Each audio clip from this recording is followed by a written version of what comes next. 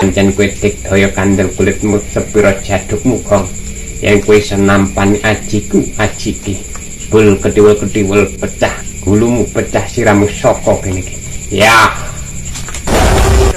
lo ora tak kira babar pisan kowe jebule Gong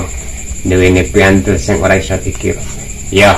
iki ngono dudu pamungkasing digdayaku ayo yen kowe pancen kepengin ngerti sing jenenge Buta Cakil adu kasekten Gong